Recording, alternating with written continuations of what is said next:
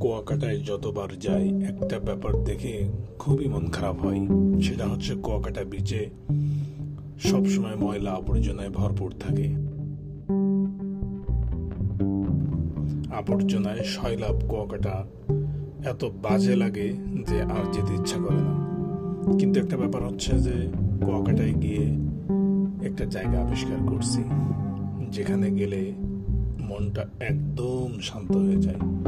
সমস্ত ডিপ্রেশন মনে হয় যে এখানেই সমুদ্রের পানির সঙ্গে বিলীন হয়ে যাচ্ছে। সেটা হচ্ছে গঙ্গামতির চর। একটা মজার ব্যাপার হচ্ছে এত মানুষ তারপরেও আমি যখন গঙ্গামতির চরে যাই তখন আমি এবং আমার ফ্রেন্ড আর দু একজন মাঝি ছাড়া কোনো মানুষই সেখানে নাই। হাজার হাজার কাঁকড়া যে আমি হাঁটতেই পারছি না। যখন হাঁটি তখন কাঁকড়াগুলো পা দিয়ে সরিয়ে সরিয়ে যেতে হয়। আর সাধারণত যেসব পর্যটকেরা কুয়াকাটাতে যায় তারা বলে যে মিথ্যা কথা, কুয়াকাটাতে কাঁকড়া নাই, অনেক ধরনের কথা বলে, কিন্তু এগুলো ভুল কথা। আসলে আমরা সঠিক জায়গায় যেতে পারি না, এই জন্যই এই প্রবলেম। তো গঙ্গামতির চরে যখন যাই লাল কাঁকড়ার অবাধ বিচরণ। এখানে আসলে আপনি সমুদ্রের গর্জন শুনতে পাবেন। সমুদ্রের গর্জন যদি শুনতে হয় তাহলে গঙ্গামতির চরে আসতে হবে। এখানে সবুজ বনাঞ্চল সহ ঝাউবনে পাখির কলরব হৃদয়ে প্রেম জাগিয়ে তুলবেই।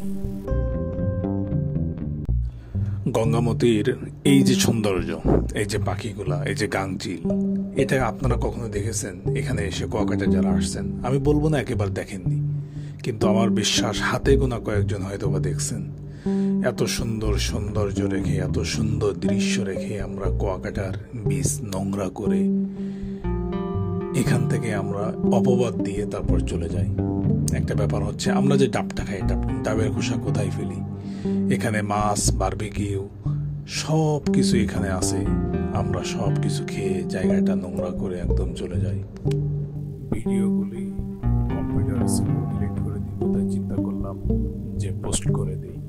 অ্যাকচুয়াল আমি কোনো প্রফেশনাল না, জাস্ট মনে হলো ভিডিওগুলো স্মৃতি হিসাবে রেখে দিই, তাই পোস্ট করা।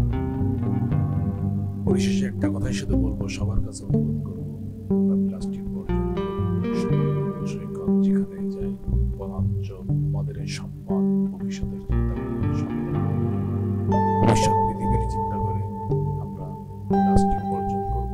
প্লাস্টিক ব্যবহার করলেও যথাযথ সঠিক জায়গায় আমরা ফেলব। সবাই ভালো থাকবেন।